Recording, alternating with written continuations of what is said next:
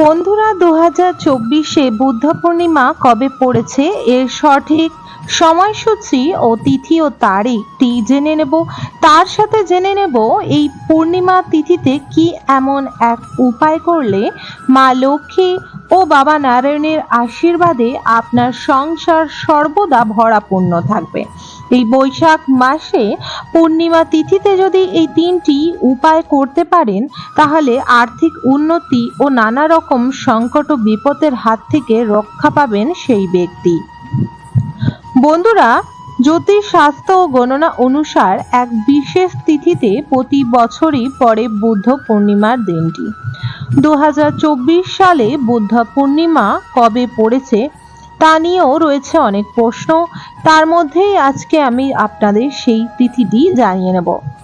শাস্ত্রমতে মনে করা হয় এই সময় শ্রী বিষ্ণু তার নবম অবতার হিসেবে বুদ্ধা রূপে মর্তলোকে আসেন, বা এই সময় শ্রী হরি বিষ্ণুর আশীর্বাদে ঘরে এই বিশেষ তিথিতে তাই বুদ্ধা পূর্ণিমা হিসেবে পালন করা হয় এবং বুদ্ধাদেবকে পূজা করা হয়, সাথে লক্ষ্মী ও নারায়ণের পূজা পাঠ হয়ে থাকে।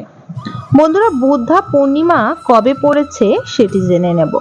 শুক্লা পক্ষের পূর্ণিমা তিথিতে 22শে মে বুধবার পড়েছে সন্ধে 6টা 47 মিনিটে বুদ্ধা পূর্ণিমা। এই তিথি 23শে মে সন্ধ্যা 7টা 22 মিনিটে শেষ হবে। ফলে উদয়া তিথিতে এই বুদ্ধা পূর্ণিমা পড়েছে। 22শে মে পড়েছে বুদ্ধা পূর্ণিমা। বন্ধুরা, এই বুদ্ধা পূর্ণিমা দিন চেষ্টা করবেন বুদ্ধাদেবের যদি মূর্তি বা ছবি থেকে থাকে তাকে একটি সাদা মালা অর্পণ করার, সামনে ধূপ ও একটি প্রদীপ অর্পণ করার। বুদ্ধাদেবের সামনে প্রদীপ অর্পণ করলে ঘরের মধ্যে সুখ, শান্তি ও সমৃদ্ধি বজায় থাকে।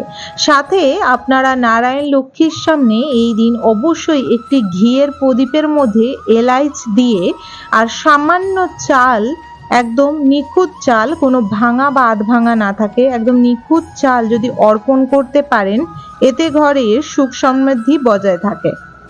যদি ব্যবসা ও চাকরির ক্ষেত্রে আয় উন্নতি চান, তাহলে অবশ্যই এই দিন বুধবার, যেদিন বিশেষ করে বুদ্ধা পূর্ণিমা পড়েছে, এই দিন আপনারা একটি ঘটের মধ্যে গঙ্গা জল, হলুদ এবং সাথে সামান্য গোলাপ জল অথবা গোলাপের পাপড়ি ভিজিয়ে রাখুন এবং তারপর কিছুক্ষণ পর, বা এটি রাতে তৈরি করে রাখতে পারেন, সারা রাত ঠাকুর ঘরে রেখে পরের দিন সকালে যখন ঘর নিত্যদিনে যে পরিষ্কার হয়, ঘর ঝাড়ু দেওয়া, ঘর মোছা, সেগুলি সম্পূর্ণ হলে ঘরের সদর দরজায় জল ঢেলে ঘরটিকে ভালোভাবে পরিষ্কার করার পর এই ঘটের জল সারা গৃহে ছড়িয়ে দেবেন।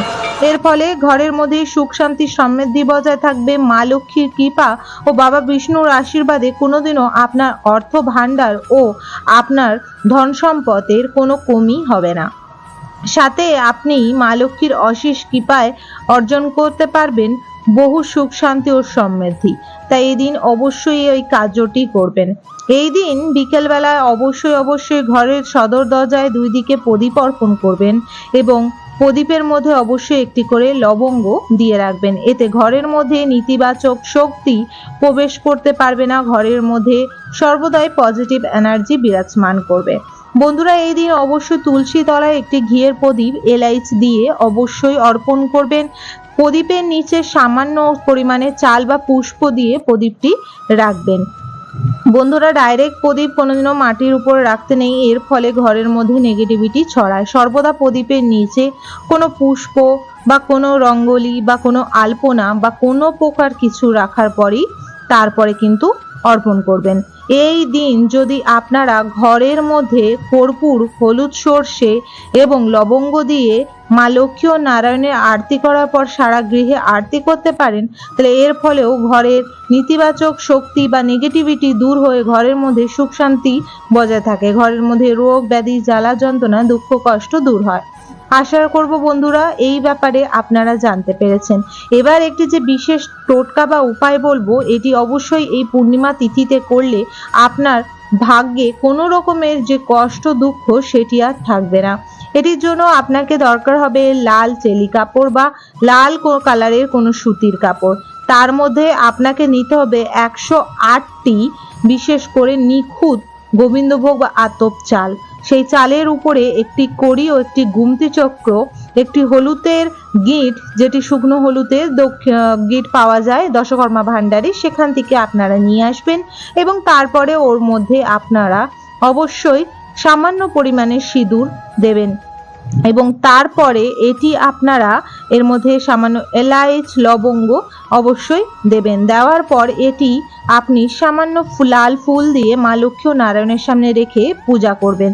পূজা সম্পূর্ণ হবার পর আপনারা ভগবানের যখন প্রসাদ তুলবেন তার আগে মা লক্ষ্মী ও নারায়ণকে নমস্কার করে সেই পুটুলিতে তোলে সেটিতে 3 বার গিট দেবেন।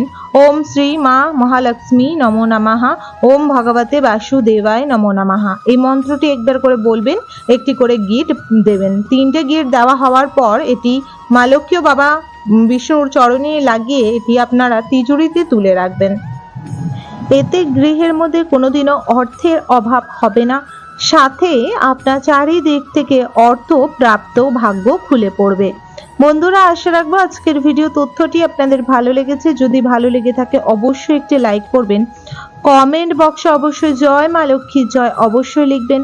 অবশ্যই চ্যানেলটিকে সাবস্ক্রাইব করে রাখবেন নিত্যদিনের সেবা ভগবানের দেখার জন্য। এছাড়া আপকামিং পূজা পাঠ, তন্ত্রকথা, জ্যোতিষশাস্ত্র, বাস্তু টিপস, টোটকা উপায় দেখার জন্য। সবাই ভালো থাকবেন, সুস্থ থাকবেন। হরে কৃষ্ণা, রাধে রাধে, জয় নারায়ণ লক্ষ্মীর জয়।